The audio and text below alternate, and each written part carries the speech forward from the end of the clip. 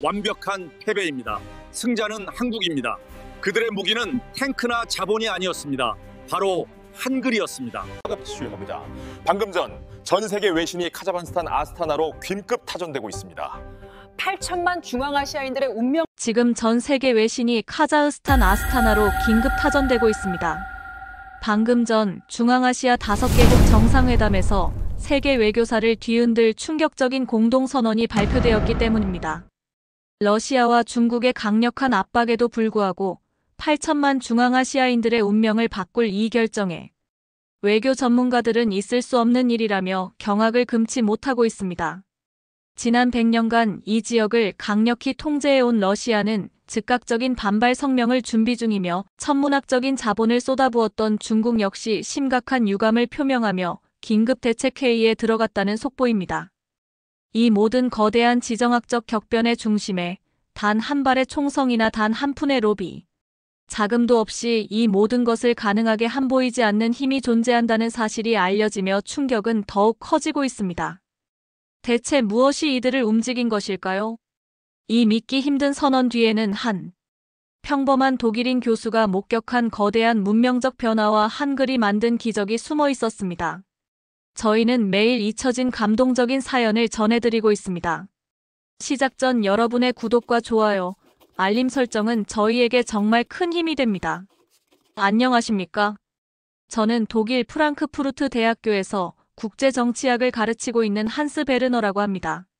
지난 30년간 저는 세계 곳곳의 권력 이동을 연구해왔습니다. 소련의 붕괴도 중국의 부상도 현장에서 지켜봤죠. 제 연구 분야는 언제나 탱크와 자본, 그리고 권력의 이동을 쫓는 것이었습니다.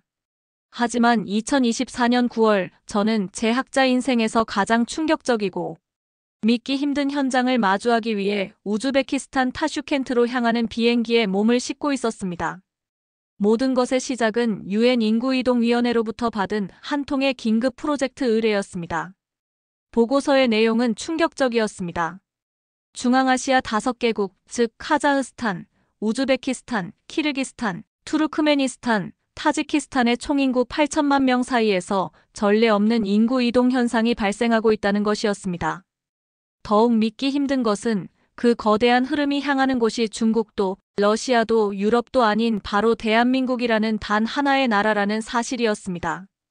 왜 타슈켄트였냐고요? 보고서에 따르면 중앙아시아 5개국 중에서도 우즈베키스탄이 이 거대한 변화의 최전선, 즉 진원지였습니다. 총 11시간의 비행 끝에 타슈켄트 국제공항에 착륙한 순간부터 저는 제가 알던 국제정치학의 모든 이론이 무너지는 듯한 기묘한 감각에 휩싸였습니다.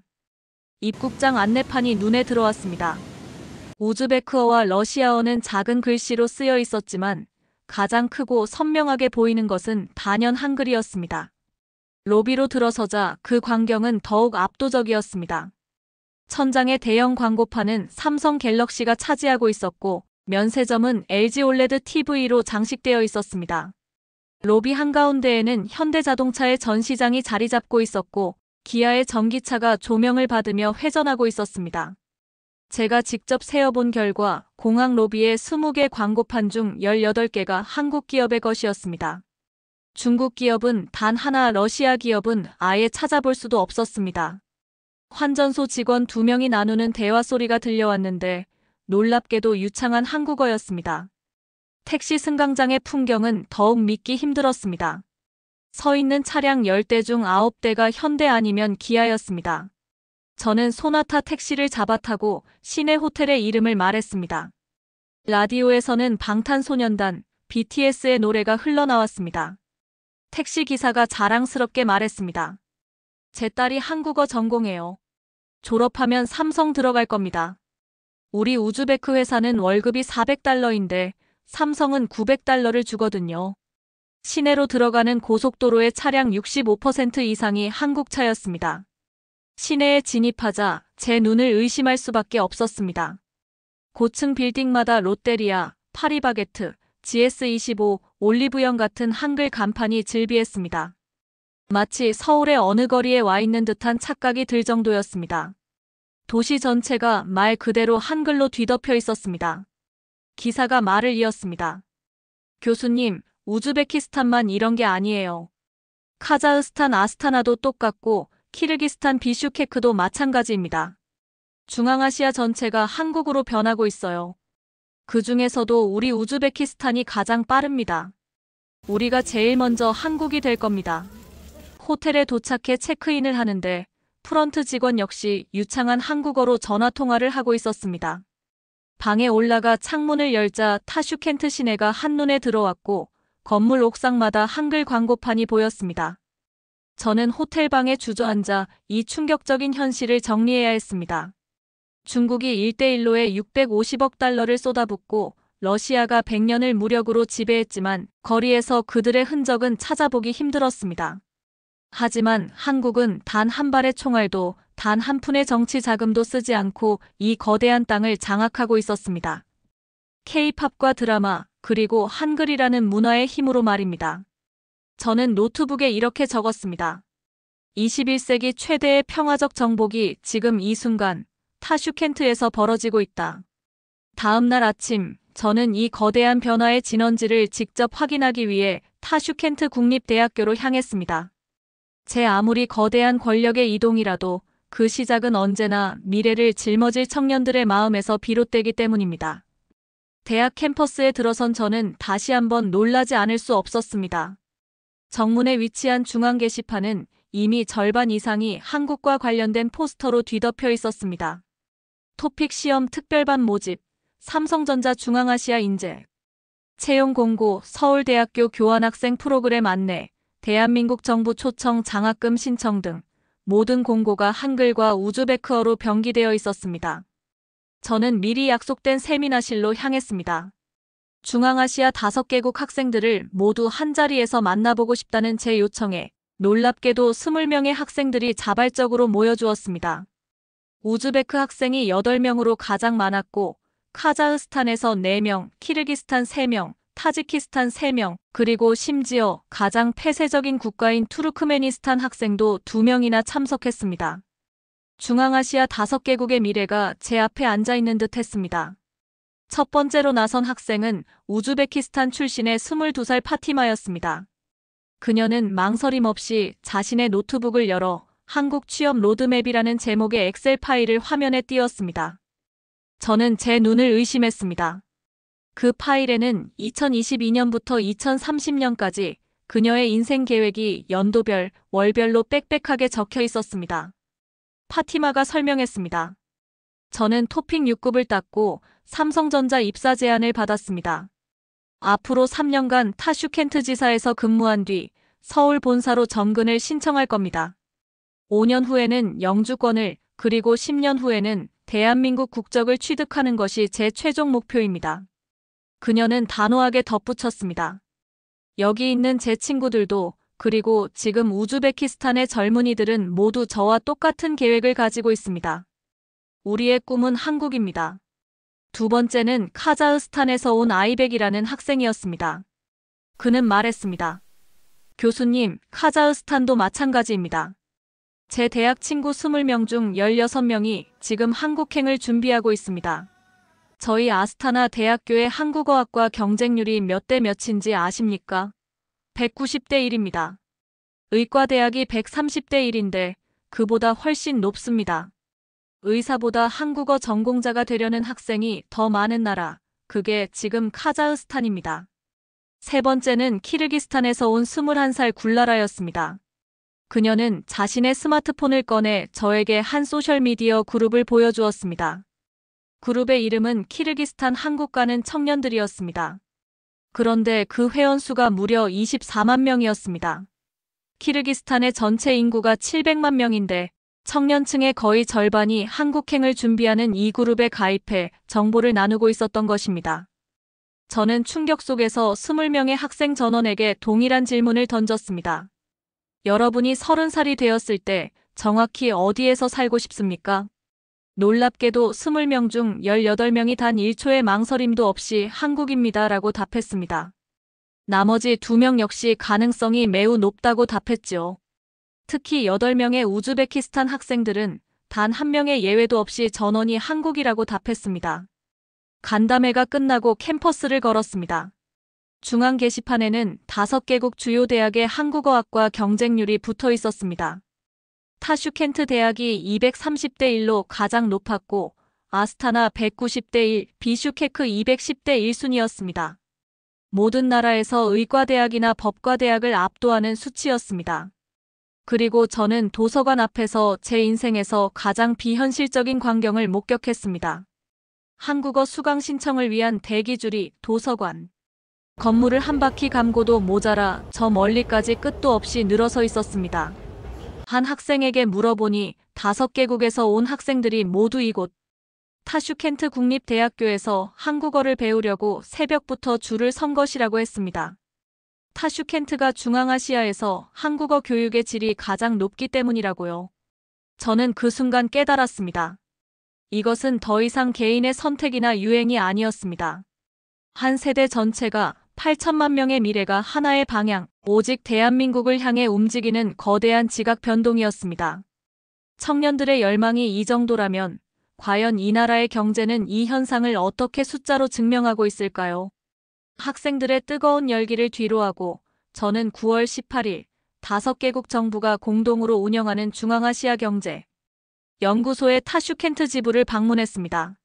제 신분과 방문 목적을 밝히자 연구소장은 저를 곧장 회의실로 안내했습니다. 그리고는 중앙아시아 5개국 청년층 한국 이주 실태조사 2024라는 제목이 붙은 아주 두꺼운 보고서를 제 앞에 내밀었습니다. 소장이 조용히 말했습니다. 교수님, 이 보고서는 5개국 정부가 공동으로 추진한 프로젝트입니다. 그런데 그 결과가 너무나 충격적이어서 현재 5개국 정상들의 합의 하에 대외비로 분류되어 있습니다. 하지만 유엔의 공식 요청이기에 특별히 공개해드리는 것입니다. 저는 마른 침을 삼키며 보고서의 첫 장을 넘겼습니다. 첫 번째 데이터는 5개국 18세에서 35세 사이의 청년 2,800만 명을 대상으로 한 설문조사 결과였습니다. 향후 10년 내 해외 이주를 희망하는가라는 질문에 무려 83%가 그렇다고 답했습니다. 하지만 진짜 충격은 그 다음이었습니다. 그 83%의 청년들 중 이주 희망. 1순위 국가로 대한민국을 선택한 비율이 무려 76%에 달했습니다. 국가별로 보니 그 편차는 더욱 극명했습니다. 우즈베키스탄 청년의 81%가 한국을 1순위로 꼽았고 키르기스탄 79%, 카자흐스탄 74% 순이었습니다. 10년 전인 2014년 데이터와 비교한 그래프는 제 입을 다물지 못하게 만들었습니다. 10년 전만 해도 이주 희망 1순위 국가는 중국이 44%로 압도적이었습니다. 러시아가 27%였고 한국은 고작 11%에 불과했죠. 하지만 단 10년 만에 중국은 44%에서 2%로 그야말로 폭락했고 러시아는 27%에서 3%로 무너져 내렸습니다. 반면 한국은 11%에서 76%로 그야말로 폭발적인 수직 상승을 보였습니다. 중국이 1대1로에 쏟아부은 650억 달러의 천문학적인 자본과 러시아의 100년간에 걸친 군사적 지배력이 K-팝 드라마 한 편과 스마트폰 하나에 모두 무너져 내린 순간을 숫자로 확인한 것입니다. 두 번째 데이터는 경제적 격차였습니다. 중앙아시아 5개국의 평균 대졸 초임 연봉은 월 380달러 수준이었습니다. 하지만 5개국에 진출한 한국 기업, 예를 들어 삼성이나 현대의 현지 법인 초봉은 평균 850달러로 2.2배가 높았습니다. 만약 이 청년들이 한국 본사로 직접 취업하게 되면 월 평균 2,300달러를 받게 되니 그 격차는 6배 이상 벌어지는 것이었습니다. 청년들이 왜 그토록 필사적으로 한국어를 배우려 하는지 그 냉정한 이유가 숫자로 증명되고 있었습니다. 네 번째 데이터는 송금 규모였습니다. 한국에서 일하는 중앙아시아 5개국 출신 노동자들이 고향으로 보내는 송금액은 2024년 기준 연간 142억 달러였습니다. 이것은 5개국 전체의 합산 GDP의 5.8%에 해당하는 엄청난 금액이었습니다. 특히 우즈베키스탄은 94억 달러로 압도적 1위였는데 이는 우즈베키스탄 전체 GDP의 11.2%에 달하는 수치였습니다. 연구소장이 저에게 조용히 말했습니다. 솔직히 말씀드리면 지금 당장 한국에서 오는 송금이 끊기면 우즈베키스탄 경제는 작동을 멈춥니다. 이건 과장이 아닙니다. 마지막 데이터는 외국인 직접 투자였습니다. 5개국 전체 외국인 투자액 중 한국이 34%로 1위였습니다. 중국은 19%, 러시아는 12%에 불과했죠. 산업별로 보니 더욱 놀라웠습니다. 중앙아시아는 우라늄, 금, 희토류가 풍부한 자원 부국인데 이 광산 개발권의 41%를 이미 한국 기업들이 보유하고 있었습니다. 제조업 투자의 48%, 유통업 투자의 57%가 한국 자본이었습니다. 이미 중앙아시아 5개국의 경제는 머리부터 발끝까지 완벽하게 한국에 통합된 것이나 다름없었습니다. 연구소를 나서며 저는 이 숫자들이 단순한 통계 자료가 아님을 깨달았습니다. 이것은 8천만 명의 경제가 이미 한국이라는 거대한 자석을 중심으로 완벽하게 재편되고 있다는 명백한 증거였습니다. 문화적 매력이 경제적 필요로, 그리고 이제는 세대 전체의 거대한 인구 이동으로 이어지고 있었던 것입니다. 이 거대한 경제적, 문화적 흐름 속에서 저는 문득 80여 년간 이 땅에서 잊혀진 존재로 살아가던 한 집단이 떠올랐습니다. 바로 1937년 스탈린의 잔혹한 정책에 의해 머나먼 연해주에서 이곳 중앙아시아의 황무지로 강제 이주당해야 했던 고려인들이었습니다. 과연 그들은 이 거대한 한국행 열풍을 어떻게 바라보고 있을까요? 9월 19일, 저는 수소문 끝에 타슈켄트 외곽에 위치한 한 고려인 마을을 방문했습니다. 그곳에서 저는 83세의 올가 할머니를 만날 수 있었습니다. 그녀는 1937년 부모님의 품에 안겨 화물열차에 실려왔던 1세대였습니다. 그녀는 지난 80여 년간 억척스럽게 살아오며 러시아어와 우즈베크어에 밀려 한국어를 거의 잃어버렸지만 이제 4세대, 5세대 증손주들이 다시 한글을 배우기 시작했다며 제 손을 꼭 잡았습니다. 할머니는 저에게 증손녀 다샤의 이야기를 들려주었습니다. 다샤는 2015년 이곳 타슈켄트에서 태어나고 자란 평범한 고려인 4세였습니다. 그녀는 우연히 유튜브를 통해 대장금이라는 한국 드라마를 접하게 되었고 그날로 한글을 독학하기 시작했다고 합니다. 밥을 먹을 때도 잠을 잘 때도 한국어 공부를 손에서 놓지 않았던 다샤는 2023년 기적처럼 토픽 6급을 땄고 2024년에는 마침내 모든 고려인의 꿈인 서울대학교에 합격 통지를 받았습니다. 올가 할머니는 눈가를 훔치며 떨리는 목소리로 말했습니다. 1937년 우리 조부모님들이 아무것도 모른 채 그저 살기 위해 화물열차에 실려 이곳으로 떠나온 지 87년 만입니다. 이제 제 증손녀가 그토록 그립고 그리워하던 할아버지의 고향 땅으로 돌아갑니다. 그것도 당당하게 서울대학교 학생이 되어서 말입니다. 그런데 저를 더욱 놀라게 한 것은 그런 기적을 이뤄낸 것이 다샤 혼자만이 아니라는 사실이었습니다. 현재 우즈베키스탄의 고려인 4세대 청년 2만 3천여 명 중 무려 1만 8천 명이 한국행을 준비하고 있었습니다. 카자흐스탄, 키르기스탄의 고려인 청년들도 마찬가지였습니다. 5개국 전체 고려인 4세대 6만 5천 명 중 약 75%에 달하는 4만 9천여 명이 귀환을 준비하고 있었습니다. 이것은 더 이상 단순한 이주나 취업이 아니었습니다. 87년에 걸친 민족의 거대한 귀환이었습니다. 스탈린이 무력으로 흩어놓은 한민족을 21세기 대한민국이 한글이라는 보이지 않는 끈으로 다시 하나로 모으고 있었던 것입니다.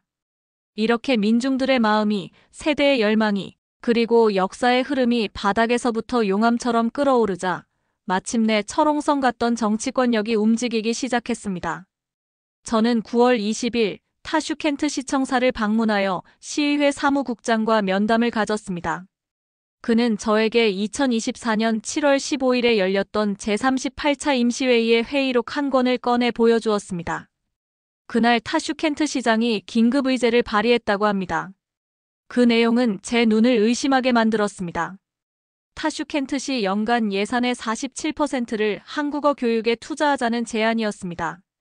그 규모는 자그마치 연간 9억 3천만 달러, 우리 돈 1조 원이 넘는 엄청난 금액이었습니다. 회의록에 따르면 시의회는 5시간 동안 격렬한 토론에 휩싸였습니다. 보수파 의원들은 한 나라의 언어 교육에 시 예산의 절반을 쓴다는 것이 말이 되느냐며 거세게 반대했습니다. 하지만 한 의원의 발언이 분위기를 완전히 압도했다고 합니다. 동료 의원 여러분, 이것은 더 이상 교육 문제가 아닙니다. 우리 도시의 생존 문제입니다. 2023년 한 해에만 타슈켄트에서 한국으로 영구 이주한 청년이 2만 8천 명입니다. 이 추세를 이대로 방치한다면 10년 후 우리 타슈켄트는 노인들만 남은 유령 도시가 될 것입니다. 청년들을 이 도시에 붙잡아 두려면 그들이 원하는 한국어 교육에 모든 것을 쏟아부어야 합니다.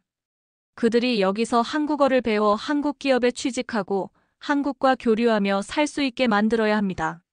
결국 투표가 시작되었고 찬성 231표, 반대 65표. 압도적인 찬성률로 가결되었습니다. 이 결정으로 타슈켄트시의 모든 초등학교 3학년부터 한국어가 정규 필수 과목으로 지정되었고 당장 한국에서 1,500명의 교사를 월급 3,000달러라는 파격적인 조건으로 초청하기로 했습니다. 사무국장은 놀라운 사실을 덧붙였습니다. 타슈켄트의 이 결정이 알려지자마자 중앙아시아 전체로 도미노처럼 퍼져나갔다는 것입니다. 일주일 후 카자흐스탄의 알마티 시의회가 예산의 42%를 한국어에 투자하기로 결정했고 2주 후에는 키르기스탄의 비슈케크가 39%를, 타지키스탄의 두샨베가 36%를 배정했습니다. 9월 현재 5개국 23개의 주요 도시가 모두 시 예산의 30% 이상을 한국어 교육이라는 단 하나의 목표에 쏟아붓기로 결정했습니다. 타슈켄트가 쏘아올린 작은 공이 중앙아시아 전체의 교육 지형을 송두리째 바꾸고 있었습니다. 도시들이 이렇게 예산의 절반 가까이를 쏟아부으며 움직이자 마침내 국가가 움직이기 시작했습니다. 9월 22일, 저는 제 연구의 마지막 퍼즐을 맞추기 위해 카자흐스탄의 수도 아스타나로 향했습니다. 중앙아시아 5개국 정상회담이 열리는 바로 그날이었습니다. 저는 유엔에서 파견된 특별 옵서버 자격으로 역사가 기록될 회담장 안으로 입장할 수 있었습니다. 회의장 정면의 거대한 스크린에 그날의 단 하나의 의제가 떴습니다.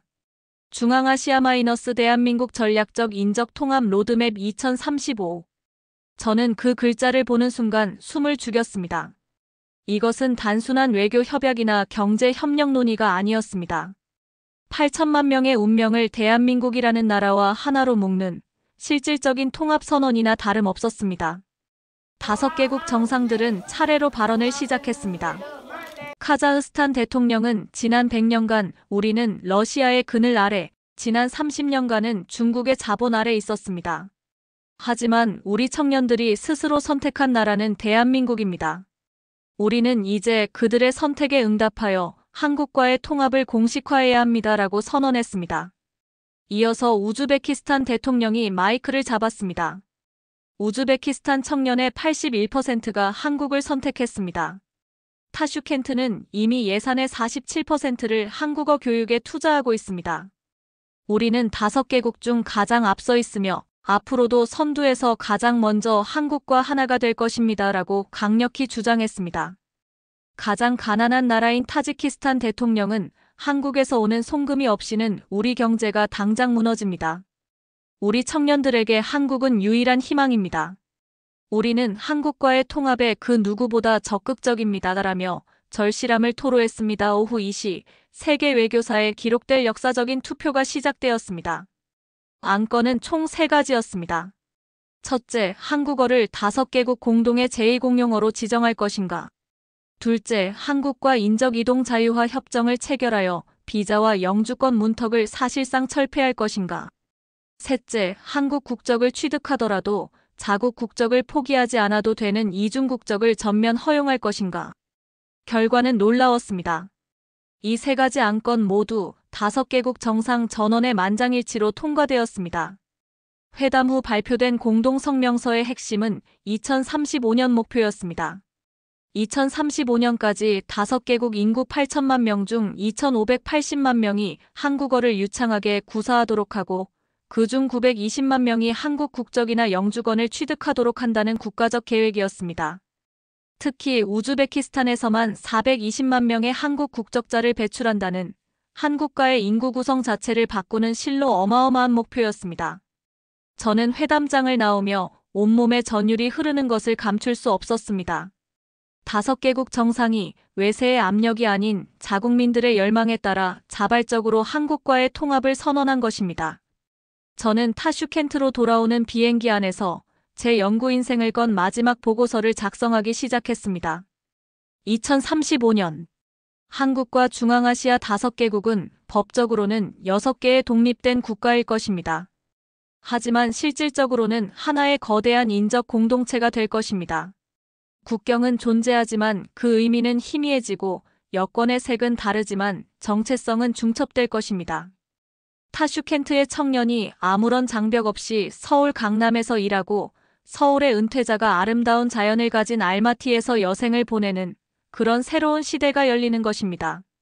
존경하는 여러분, 인류의 역사에서 국가와 국가의 통합은 언제나 피로 얼룩졌습니다. 로마가 칼로 갈리아를 정복했고 영국이 대포로 인도를 지배했으며 중국이 탱크로 티베트를 병합했습니다. 하지만 지금 우리가 목격하고 있는 이 거대한 통합은 근본적으로 다릅니다. 단 한 명의 군인도 단 한 발의 총알도 필요하지 않았습니다. 방탄소년단과 블랙핑크가 8천만 명의 마음을 열었고 삼성과 현대가 그들에게 미래의 일자리를 제공했으며 세종대왕이 600년 전 만든 위대한 유산 한글이 그들의 정신을 하나로 묶었습니다. 이것은 침략이 아닙니다. 8천만 중앙아시아인이 스스로 한국을 선택한 인류 역사상 가장 평화롭고 가장 윤리적인 국가 결합입니다. 1960년대 세계에서 가장 가난했던 보릿고개의 나라 대한민국이 이제 8천만 명의 간절한 꿈이자 미래가 되었습니다. 중국이 13억 인구로도 러시아가 100년의 지배로도 하지 못한 일을 대한민국 5천만이 해낸 것입니다. 총 없는 정복, 그것은 바로 한글이 만든 기적이었습니다.